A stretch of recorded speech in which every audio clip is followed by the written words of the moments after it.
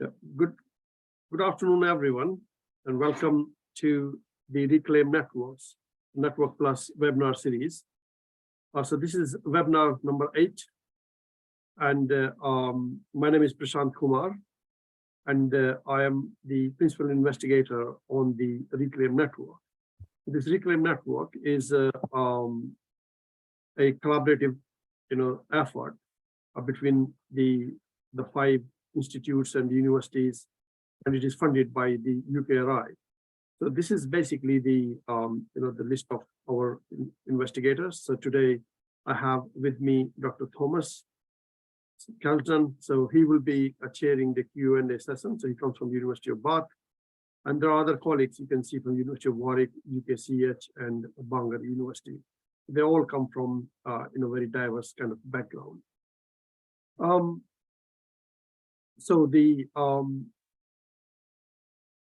So basically this is a 18 webinar series, and this is number 8 in this number 8 of these 18 webinars we plan to do until March 2024. We are having this webinar every month. Usually this is the first Wednesday between 12:30 to 13:30 p.m. And we have 2 speakers, and each speaker has 20 minutes. And we are bringing those speakers from, the very kind of diverse set of backgrounds. They come from academic and non-academic, sectors. If you would have attended last time around, we had a very interesting webinar with 2 very high-profile speakers coming from a university and one from the government sector. So the whole idea of these webinars is to share the best practices and facilitate knowledge exchange between the practitioners, researchers, policymakers, business, environmental groups, charities, and individuals actually who are interested in this, in the agenda of urban greening. So, there is an open invitation if you wanted to be a speaker of our webinar. So you can just drop an email on info@reclaim-network.org or contact any of our team members. And we'll be very happy to consider you for for these webinars. So today we have 2 of our colleagues, Dr. John Gallagher, who comes from Trinity College Dublin, and Dr. Sarah Ward, and they both will be presenting on a very interesting topic there. So before I introduce our first speaker, I would like to say that these webinars are recorded so that you can watch them later on. We will run the Q&A session in the end. So we'll have both speakers speaking first, and then my colleague Thomas is going to chair the session. So I request you to click on the Q&A box and then type your question. You might want to also, type your name and affiliation if you want them to be read with your question itself. We'll pick up those questions and read out to our speakers to answer them. I think without any further ado, then I would like to introduce our first speaker, Dr. John Gallagher. So he's an associate professor in the School of Engineering at Trinity College Dublin in Ireland, and his research focuses on delivering innovative passive solutions to reduce outdoor and indoor air pollution in the built environment. Dr. Gallagher is currently leading and supporting national and European research projects on air and environmental quality. For example, the current 10 million euros Horizon 2020 Go Green Routes project, with a focus on the implementation of nature-based solutions to improve environmental quality. And you will hear more about this in his talk. So over to you, John.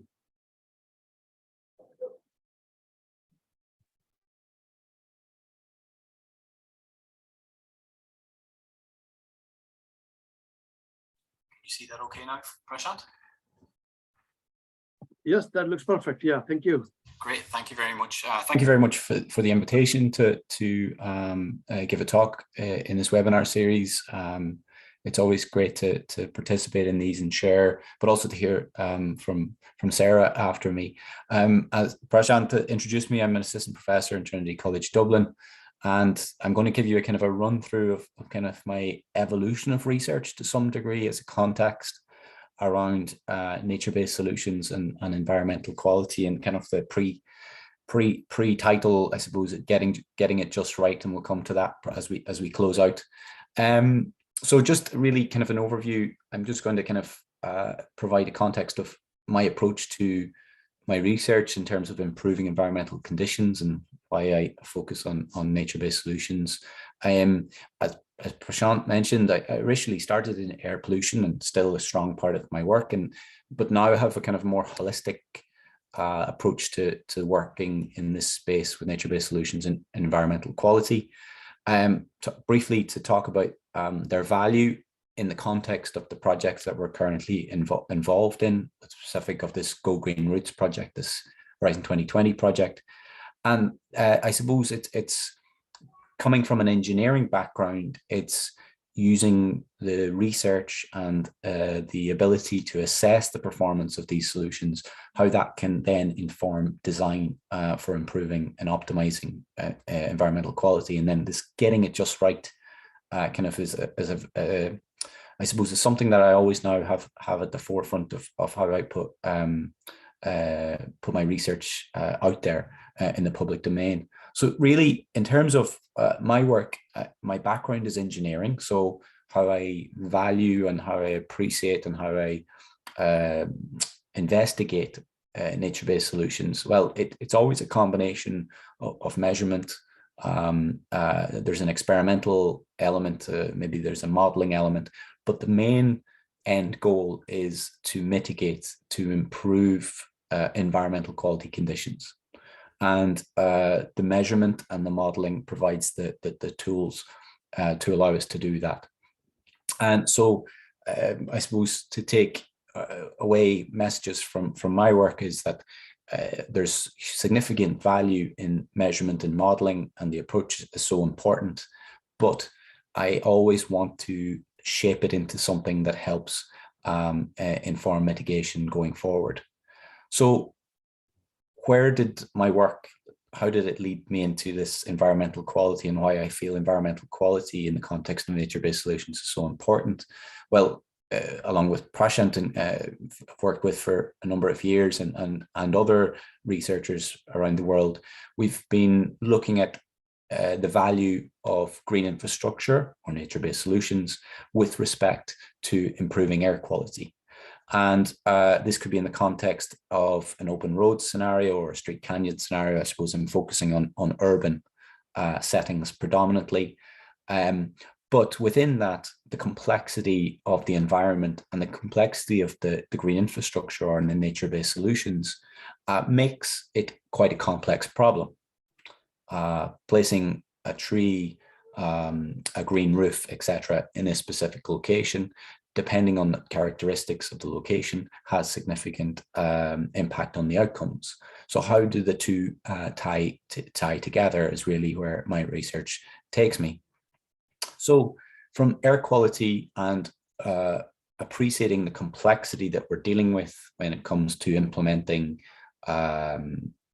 nature-based solutions within the built environment, we have to understand that when it comes to our exposure to air pollution, depending on the pollutant that you're dealing with, whether it's particulate-based or gaseous, etc., how it disperses and spreads, if you will, throughout the built environment has to be taken into account when implementing solutions to try and mitigate. Then, if we focus just on that, the question I now bring to the fore is, well, how does it impact other factors like sound and urban heat island or thermal comfort within the built environment? And implementing green for one reason, such as air, which would have been my kind of original focus, am I having positive outcomes when it comes to other environmental quality factors or indicators, if you will, like sound or thermal comfort? And so now my work is really focusing on a holistic approach and trying to find win-wins, or getting it just right, if you will. So the project Go Green Roots began in 2020 and runs to 2024. We're about halfway through the project, or just past. Tries to look at coming up with a harmonized environmental quality performance and improvement in the built environment, where noise, air, thermal comfort, and indeed biodiversity, which is maybe a little bit more outside my core expertise. It's about how nature-based solutions can provide this holistic benefit, while also having value for the general public. So there's unique environmental challenges within each location. So any location within the built environment very much has its own complexities.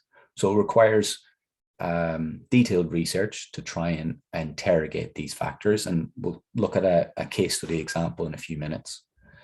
You also have to ensure that the indicators, or what you're going to measure, will help select the appropriate nature-based solutions to help benefit that. So there's actually a huge amount of work just trying to define what you're going to measure, how frequent you're going to measure it. And a lot of people maybe then have not appreciate the challenges of trying to assess different environmental quality parameters, because not necessarily the same methodology can be applied for all at the same time, such as fixed monitoring, mobile monitoring, the scale of monitoring, etc. There's huge complexities there. And so the goal is that when we collect this data as well, it's not just about assessing the performance of existing nature-based solutions, but how can that then shape and inform the design of green solutions for cities going forward? So how do we implement nature-based solutions to attain an improvement in air, noise, thermal comfort of a certain degree, and indeed biodiversity, based on what we have learned from the assessment piece? And so those three factors initially are very important, but I think actually Sarah's talk will be very interesting to me, but also it's also then about meeting the needs of the users. And that's where the citizens' role as well. How do we integrate that within this process of assessment and design as well to get best value for everyone involved? So green or nature-based solutions within the built environment can serve many different benefits. And I think I'm probably talking to a community that are very much of this view. But it's also important, though, that we ensure that we don't have negative impacts where you may be focusing on one environmental factor or indicator as opposed to another. And second to that, we must also recognize is that indoor and outdoor conditions in the built environment are connected, and how nature-based solutions can also positively add value to the indoor environment as much as the outdoor environment. So very much a complex process that we'll now look at a case study in a moment. So for me, we start with assessment. We want to, this is the High Line in New York, just as an example, where colleagues that I know have evaluated the benefit of green on the High Line in New York in terms of air quality and noise mitigation, and looked at it as two distinct parameters and looked at the combined added value of it, rather than just looking at one environmental parameter in solitary confinement, if you will. So the case study I'm just going to briefly introduce, and I suppose this I want to kind of keep the time for discussion, is an urban park setting. We're all probably, if we're living in the urban environment, have a favorite. And if you don't have a favorite, I recommend finding a favorite, an urban park, a place that you can go to relax and get some exposure to green within our typically grey urban spaces. And considering that half of urban nature-based solutions are approximately half are parks or gardens. Very much they play an important role within our ability to access such spaces. So I've obviously mentioned that there's environmental benefits, but there's also social benefits in terms of physical activity, human nature connectedness, etc., and social interactions. There's huge values.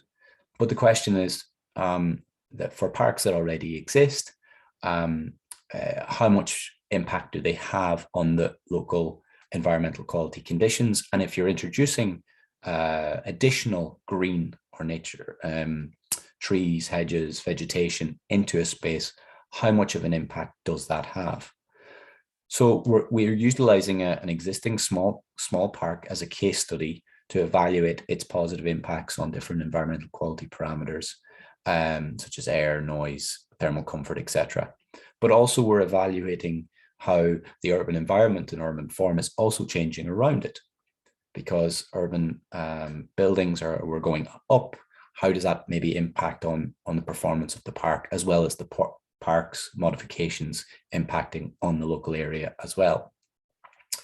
So we have to take into account two specific factors, and one is the environmental conditions that this park is situated in, and how that informs our modeling design. So within this park and this local area, we undertook different monitoring campaigns of environmental quality conditions. And I'll show you some of the data from our fixed monitors in a moment, but we had a number of fixed monitors that measured air quality, noise levels, and temperature profiles, both outside and inside the park.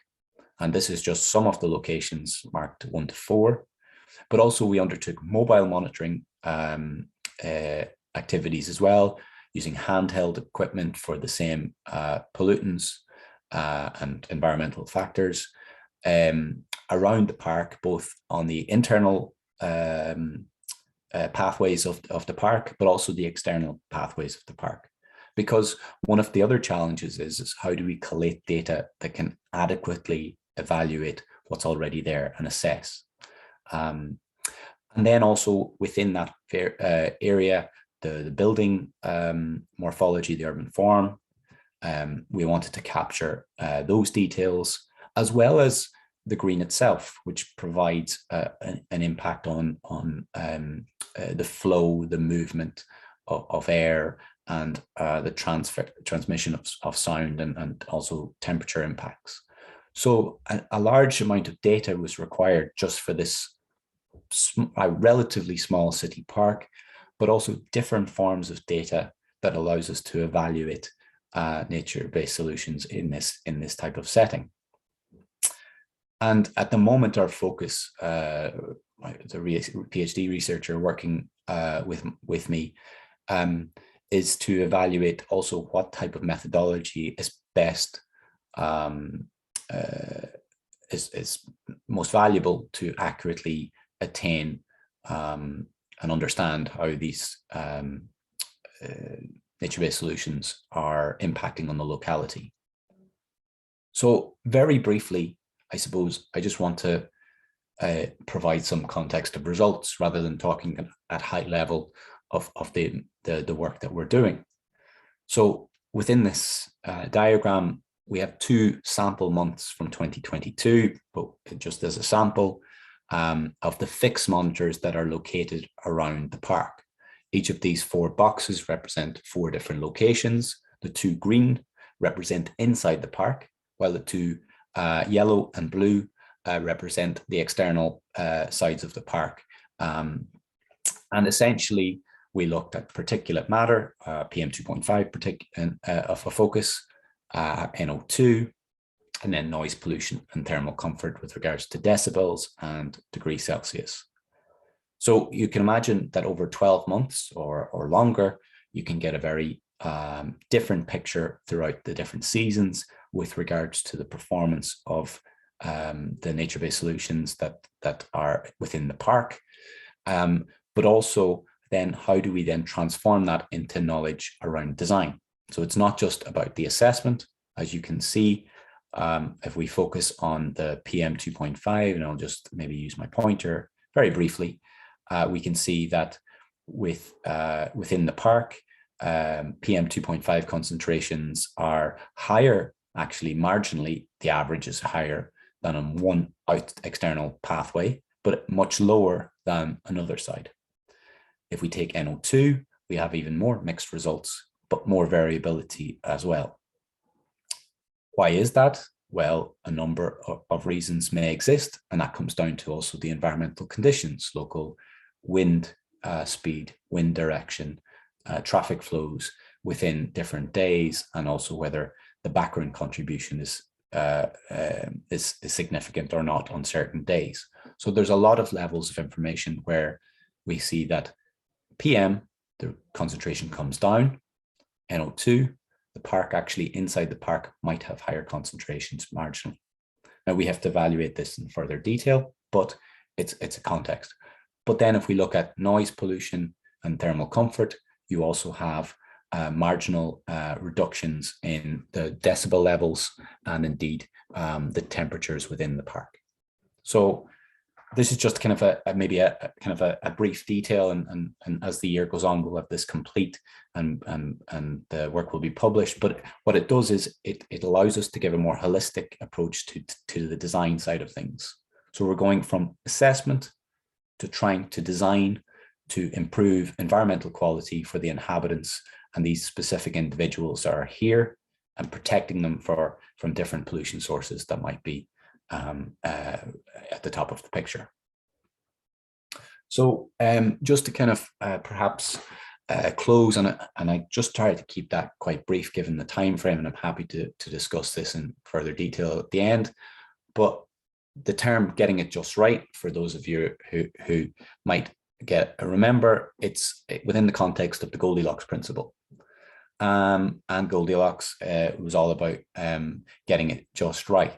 And so for me, when it comes to the work that we're doing at the moment, it's about considering all of these different environment or constraints or factors that may represent, and this is just an example of a tree, the physical, the seasonal, and the different traits that can make up a tree. So from an engineer, I look at these as different measurable factors that I can translate into defining the best green infrastructure or nature-based solutions to meet a certain design outcome, to improve air quality, to reduce noise pollution, and also to either control temperature profiles, maybe, and work, given the fact that we work in hot and colder climates, we have to also appreciate the value of nature-based solutions in different settings as well.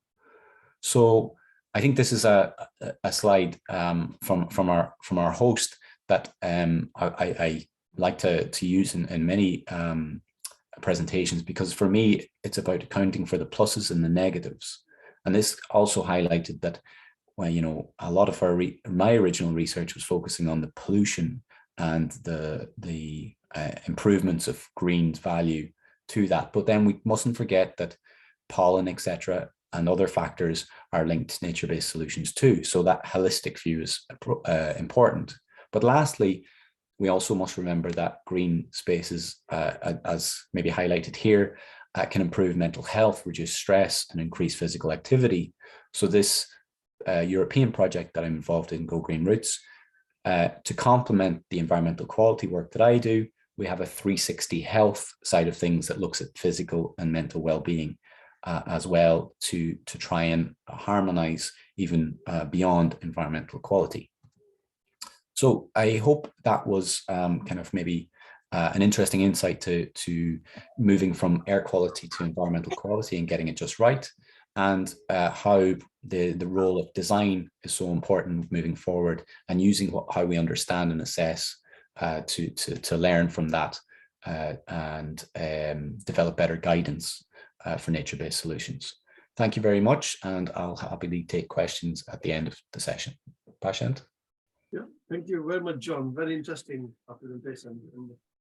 And I think it's very important actually to take a more holistic view which you have been considering when it comes to considering the pros and cons of the green infrastructure, and also looking into the multi benefits like the noise and biodiversity. And so, yeah, very interesting. I'm sure that the colleagues may have questions, so please use Q&A chat box to put your questions, which we'll pick up after the second presentation, which is by Dr. Sarah Ward. She's an internationally recognized researcher and practitioner. Sarah's background is across the environmental and social sciences and urban water engineering and management. Sarah works on projects connected to water resilient communities, as well as on cross-cutting themes such as equality, diversity, and inclusion. Sarah, over to you. Thank you, Prashant. Hopefully I can successfully share my screen and we can be away. Here we go. There we go. Hopefully everybody can see that and hear me. Thanks very much indeed. And that was a great presentation, John. Lots of interesting points and questions there I was thinking of as well, connected with what I'm going to present here. And so I'm Dr. Sarah Ward from the West Country Rivers Trust, and my role there is around co-creation.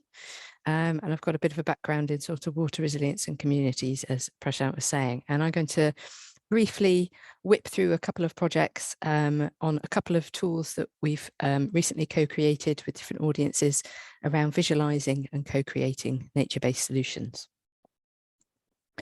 So just a brief bit about the West Country Rivers Trust for those in the audience that may not be familiar with who we are and where we are. So we sit in the region west of Weston-super-Mare, right down to the Isles of Scilly in the west of England. And we are a charity that cares for the rivers, streams, brooks, estuaries and wetlands of the West Country, as that area is known.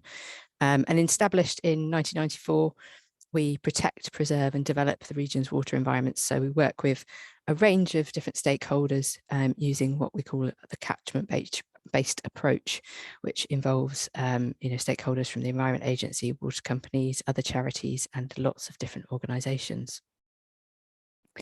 And part of our philosophy in the evidence and engagement team, which is where I sit, is taking a evidence-based, whole system, collaborative, participatory, adaptive, change focused and reflexive approach. Now that's quite a lot to fit into the real world, as everybody will appreciate, but hopefully with that in mind, you'll see some of those themes coming out in the presentation through the two projects that I'm going to briefly run through. And in relation to sort of blue-green infrastructure, nature-based solutions, and indeed sustainable drainage systems, in the bottom right here, you can see the systems that we break it down into. So although I said we've taken a whole system approach, we very much look at those subsystems. So around the natural water system, the built water system and the social water system. So we're linking all of those different systems and aspects together. So the focus of my presentation today is two different interactive visualization and communication tools focused on nature-based solutions and climate adaptation. So these stem from two Interreg projects that we've been involved with, as well as some Environment Agency funding. So the one on the right, the Water Visions visualization platform, was a collaboration with the Environment Agency. And then the Connecting the Colm interactive virtual spatial solution investigation tool, which is rather a mouthful, so we've shortened it to iVisit, was part of the wider Co-Adapt programme covering the 2Cs area. So I'm just going to start off with the Co-Adapt and the Connecting the Colm project, and then I'll briefly move on to the Water Visions project. But just a little bit of background about Co-Adapt. So as you can see, across the Netherlands, Belgium, France and the United Kingdom, there were different catchments of focus for nature-based solution participatory design and co-design and co-creation. And the Colm catchment, which is number 2 on the bottom left of this map, just around the city of Exeter, up into the Blackdown Hills. That's the focus for this part of the Co-Adapt project. So under the Co-Adapt project, we were looking at co-creating lots of knowledge, co-creation and transition tools.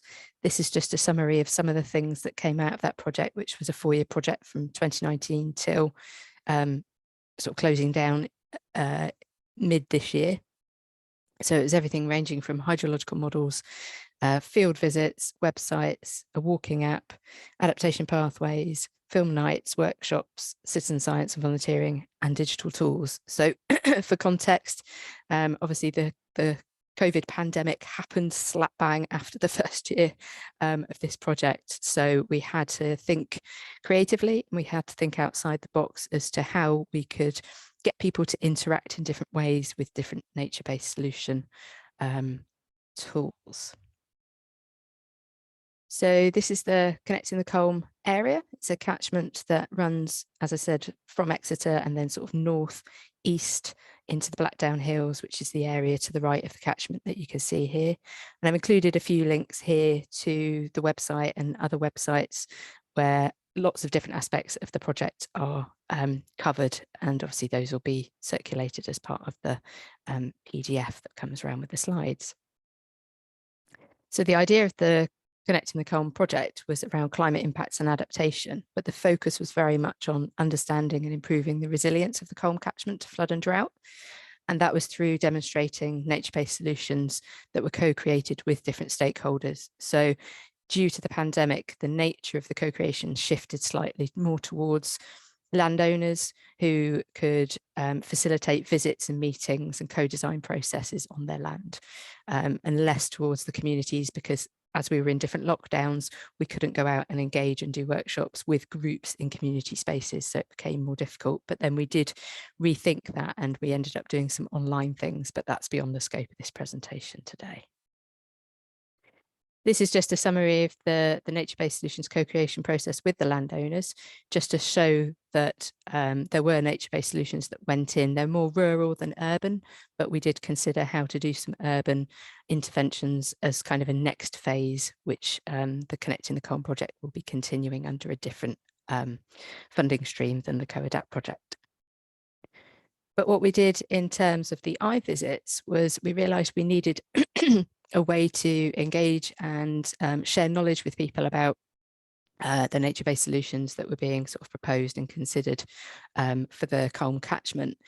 So we worked with a local artist who is also an architect to develop some illustrations through workshops collaboratively with people in the catchment. So we set up a range of sort of Imagineering workshops, if you will, with Rob Hopkins, who is the sort of brain behind the Transition Network, if you've come across that before.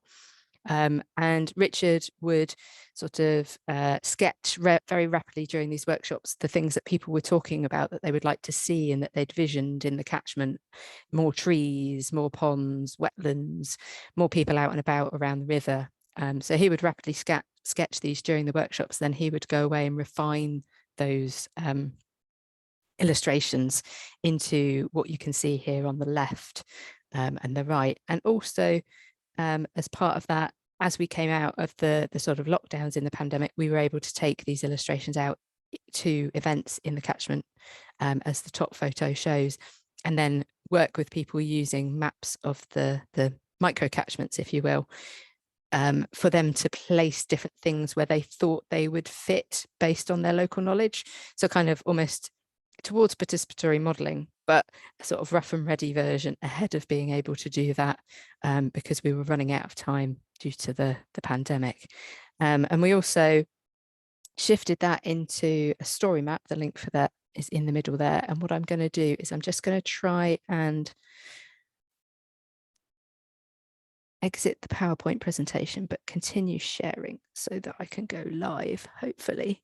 Yeah, there we are, to the thing link on the Connecting the Colne website. So here you can see the Connecting the Colne website, and I would encourage anybody who's interested in anything that I've talked about today or the wider project in general to have a good delve into the website. So what we did is we put everything up onto the website so that people could use this during workshops or at their leisure through the newsletter that we sent out every month. This is the first illustration. So we did a summer and a winter version of the Upper Colne. I'm just going to click on this one. So it's all built in ThingLink, which enabled us to make it clickable and interactive. And what you can do is you can click on one of these plus symbols, and then it tells you a little bit more about what that nature-based solution or that catchment intervention is. So green roofs and walls. Sarah, I can't see it. Oh, sorry for interrupting. Like we can't see That's okay. it. I Oh, think you it can't is- see it. Ah, No. okay. We can Why? see it. You came out of the presentation, but not the. You can't see what I'm sharing. Okay, I'm just going to, thank you, John. I'm just going to stop sharing and then start sharing again, and hopefully. Can you see that? Yes.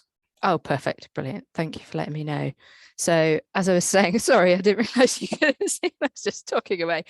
So this is the Connecting the Colne website. And then if you click on the thing link, it will open up in another window. And then what I was doing was just having a little tour around the illustration of the Colne catchment in the summer. So this is a summer visualization. I won't go through the winter one because I don't have time, but it's obviously a lot wetter through this central area where the river is being allowed to do what rivers do, basically, and flood into the land. But we've got some of the nature-based solutions here. These are the sketches that Richard sort of roughed out during the workshops and then refined based on meetings and chats that we had about what we think they would actually look like out in the catchment. So things like wetlands, and then coming into the more sort of urban side of things, more green roofs and walls. Some people had heard of these, some people hadn't really heard of these. So some of these things were quite new to some people and required a bit of an exchange and sharing of information. So that's the Connecting the Colne one. Hopefully, if I just minimize that. And sorry, what I should say as well is that all of the items that were created by John were then built into this story map. So if you head to the Connecting the Colne website, you can link out to this story map and then developing the vision. So part of the project as well was to develop a blueprint, and you can move through the story map at your leisure and see more of the process of how we did this, and also the illustrations themselves. Ooh. Hopefully you can still hear me and that's not a problem. So yeah, I'll just flip through there quickly so you can see some of the different things that were illustrated.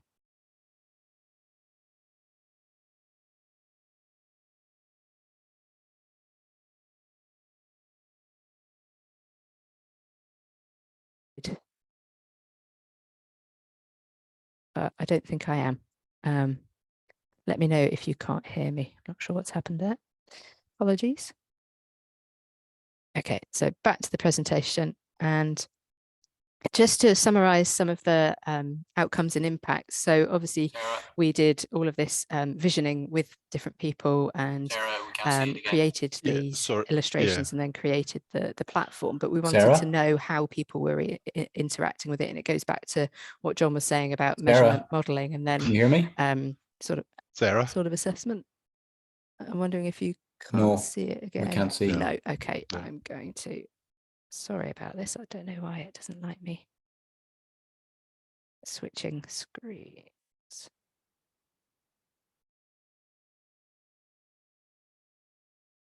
Hopefully you can now see that. Yes, I'm getting a nod from Thomas. Brilliant, thank you. So as I was saying, just in terms of evaluation, we needed to gather some data and some measurements to give us an insight into how people were engaging with the illustrations and the platform. So the graph that you can see here is just for the winter vision. So luckily, because we embedded it in a website, and ThingLink as well collects data, we were able to see how people were interacting. And so this is just a snapshot from last year, but we got over 650 interactions within about a 3-month period. So that was on the whole illustrations themselves, but also the different nature-based solution interventions. So the table on the left there, you can see the most popular things that people clicked on was actually trees. So whether that was part of sort of silver pasture or agroforestry, trees were really popular, as well as ponds and rain gardens. So that gave us a really good insight into the kind of things that people would like to see within the catchment, and to use that sort of co-creation, co-design process to take that further into the planning and the strategy that would be followed in other aspects of the project. So that was a rapid tour through the Connecting the Colm Nature-Based Solutions tool, and that was focused on a individual catchment as part of a project. So now I'm going to shift onto a sort of a wider scale and scale up. And as part of the Science and Evidence Synthesis SES 2100 with the Environment Agency, we were tasked with illustrating some future water visions based on the evidence synthesis that was generated, with the sort of vision in mind of a regenerative, resilient and fair water system.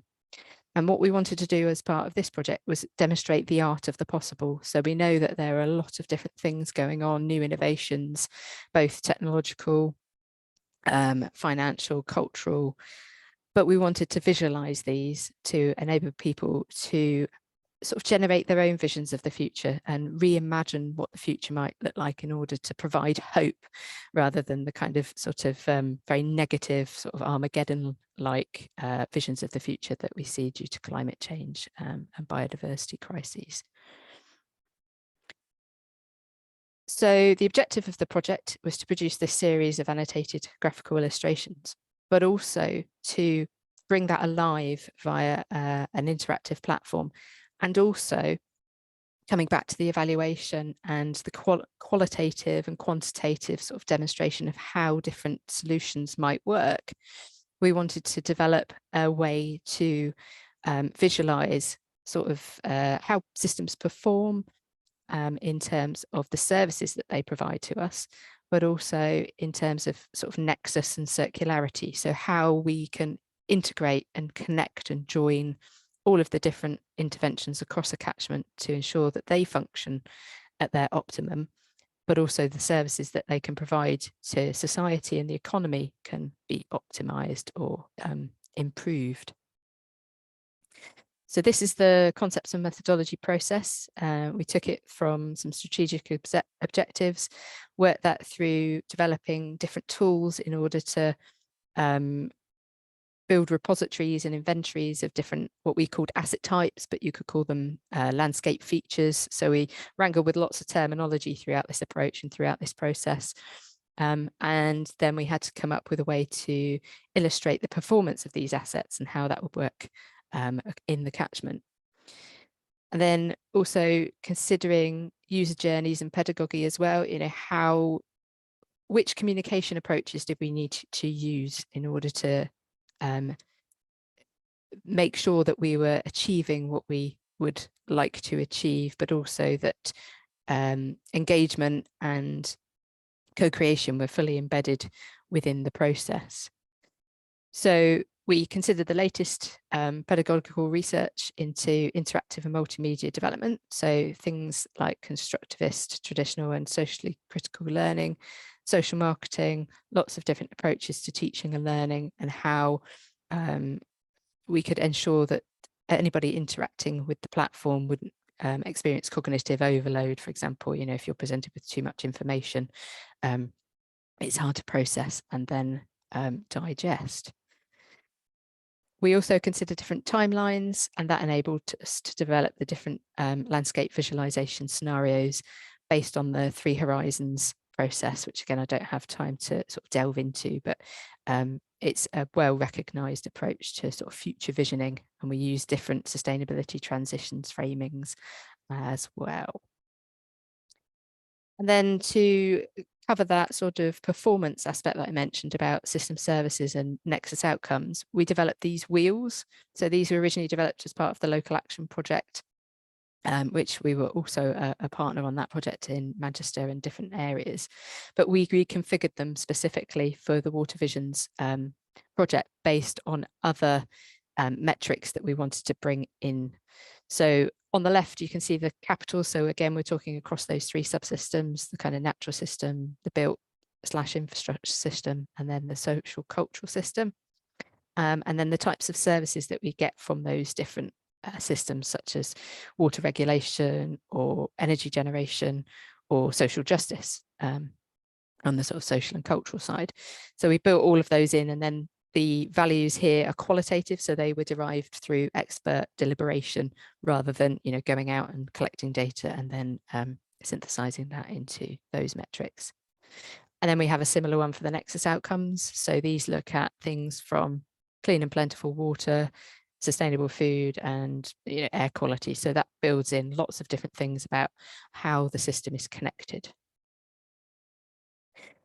And then we worked again with another local landscape architect and illustrator, Roger Worthington of Plan Vision, who put together this concept based on all of the information we provided. And then we had workshops with the Environment Agency to collaboratively develop the visions, develop the landscape illustrations, and then think about how to fit it all together in this kind of whole landscape jigsaw.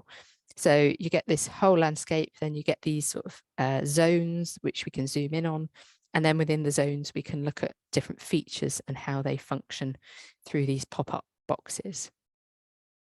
This is the kind of architecture behind it. And again, I'm just going to spend a couple of minutes now at the end of the presentation, just giving you a little bit of a live demonstration to show how you can move through the space. We will be releasing this publicly in sort of about a month's time at the end of January, but this is just a demonstration for now. But I will just summarize before I go out, because I will have to stop sharing and start sharing again. So just to summarize briefly, really, we've co-created 2 interactive online tools.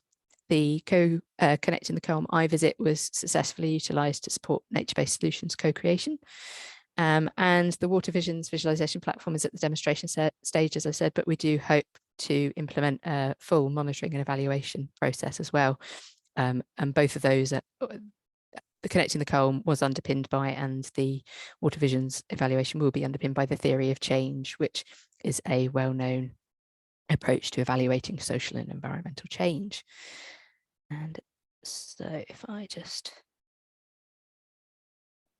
pop out of there and hopefully start sharing again.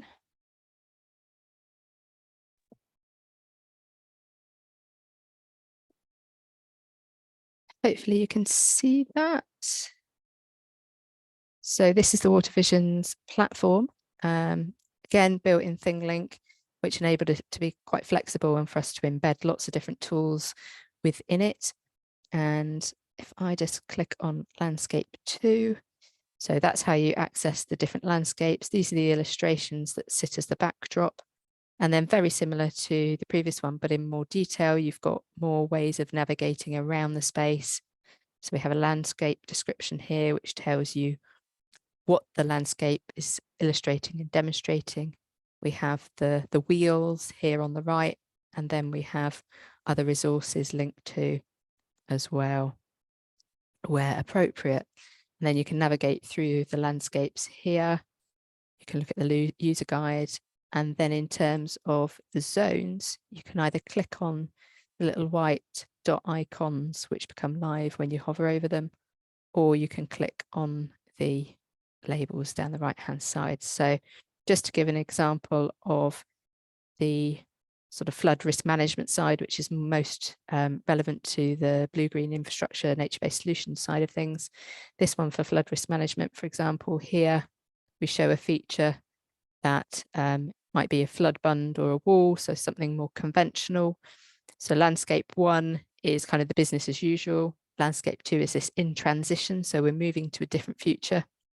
And then landscape 3 is much more towards a transitioned landscape where new different innovations come into play. This is just to demonstrate kind of how it sits. So we have a little bit of detail about what the feature is. Then we have the wheels. Then we have links out to other resources, so books and websites, and various different resources. Similar for, I think this one's, yeah, nature-based scrapes and ponds. So this is an example of a scrape at Killerton House, which is on the outskirts of Exeter, where some nature-based solutions were fitted or delivered last year under the Connecting the Colm project. So this pop-up just talks about different types of pond, for example. again, the wheels showing how performance is across those different aspects and links out to different resources. And the thing with the wheels is, as you move between the landscapes, you can see how the different interventions perform, but also you can see at the zone scale and the landscape scale of how they've shifted under the 3 different visions. So from that business as usual through the in transition to the landscape 3, the sort of more holistic and integrated vision. So conscious of time, I'm just going to finish there, and yeah, look forward to talking more and sharing some questions and answers with you. Thank you very much indeed. Yeah, thank you, Sarah. Very interesting presentation. I'm going to pass on to Thomas to take the question and answer session. Thank you, Prashant, and thank you to both John and Sarah for excellent and very interesting presentations. We have a lot of questions, and I apologize in advance that we're not going to get through all of them. So what I will try to do is maybe try to bracket some of them together a bit. So I'll start with a question which is directed at John, but I think it probably overlaps a lot with what Sarah was just talking about. So this is up. The initial question is from Tora Tenbrick, and it says, John, I really liked your diverse set of values, social, environmental, etc. Among the social and people-related values, I missed the notion of place attachment. Surely nature-based solutions will enhance that. Have you considered measuring, evaluating the impact of nature-based solutions on local people's place attachments? And with that question comes another question that sort of says, if I summarize it, do you think you have captured everything in your environmental quality metrics? Yeah, everything is a tricky one, I think, Thomas, but I suppose I've been reading the questions, trying to kind of capture thoughts.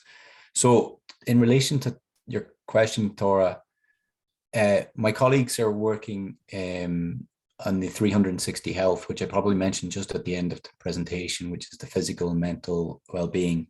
And in that, we are taking consideration, and indeed in environmental quality, we are taking into consideration the local stakeholders, or whatever stakeholders might be engaging with that nature-based solution. And for that reason, actually, part of the design of the nature-based solutions in some of the cities we're working in, actually, there is a co-creation process. So by default, we're understanding the needs of the locals. And with regards to the indicators, maybe very briefly, I thought Sarah's comments were very valid because I didn't talk about the future. Air quality, noise, etc. It's an evolving thing. You know, air quality is hopefully improving. Thermal comfort may be going any direction depending on where you live, up or down, more extremes. So there's a dynamic nature to selecting. So some of the other questions are around the indicators. We have to be cognizant of the complexity of the indicators we select as well. So we have had some co-creation discussions to select some, but to your kind of closing comment, Thomas, about, you know, everything is a very challenging thing, but we are trying to be more holistic, maybe not perfection, but better. Okay, so maybe I could, you know, the same question was sort of passed to Sarah about place attachment, whether you think that's important, and how I think probably your project was a good example with those illustrations of highlighting that. Yeah, that's a really good point, Thomas. And certainly that came out quite a lot in some of the events that we were able to do last year as part of our sort of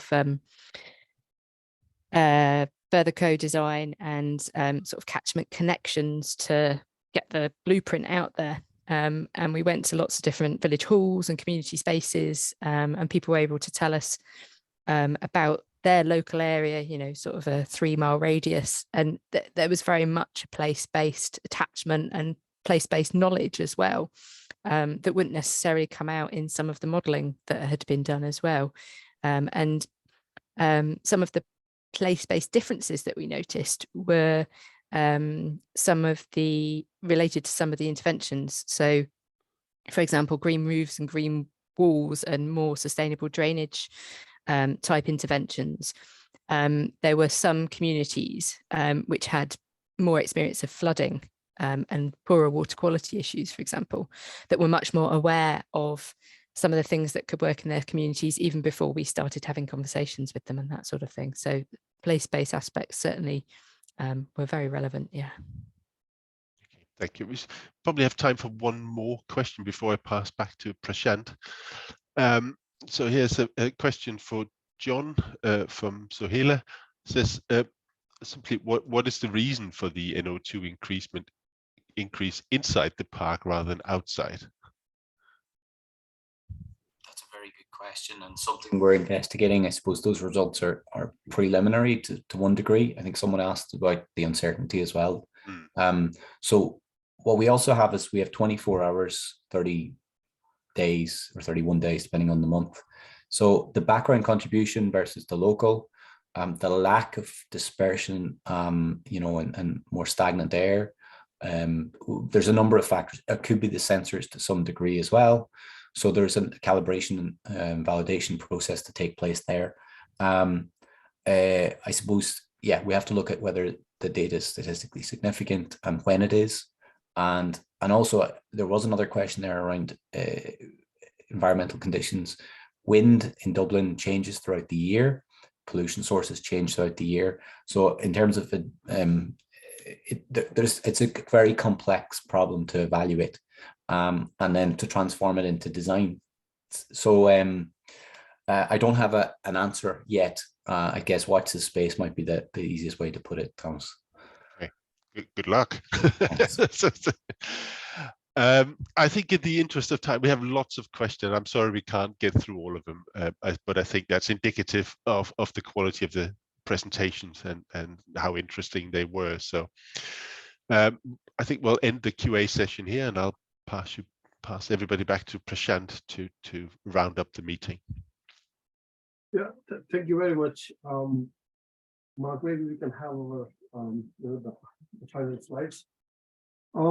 So yeah, I mean, I think very interesting presentations, and both were very complimentary and talking about how the nature-based solutions could, could be implemented and what kind of approaches could be most efficient.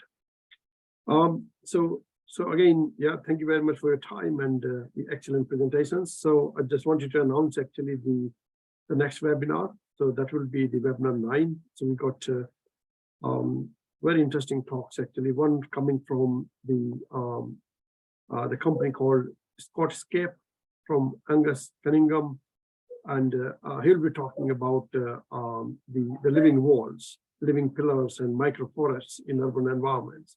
I think it's going to be a very interesting talk actually that talks about the real world implementation of the green infrastructure into urban environments. And the second one will be from Martin van Riebeek. He will be talking about the urban trees and how do they affect the air quality. So I invite you all to to join this next webinar. If you are not the member of the network, so you can sign up easily actually just by filling up an Google online form. So you can see the link in the form in the chat box, or you can just go to the Reclaim website, which is reclaim-network.org, and you will find the link there. If you're on Twitter, you could also follow us on Twitter, and you can know about the latest kind of activities. And if you wanted to know about the network or the webinar or any other activities, you are most welcome to visit the website, but also to contact any of the team members or to write on the info@reclaim-network.org. So thank you very much again, all of you. And this webinar is recorded, and we will be putting it on our YouTube channel. And you can watch even the earlier webinars on the on the YouTube channel as well. So yeah, we'll look forward to see you in our next webinar. So thank you very much all. Thank you very much, Thomas. Thank you, speakers, and thank you all for attending this interesting session.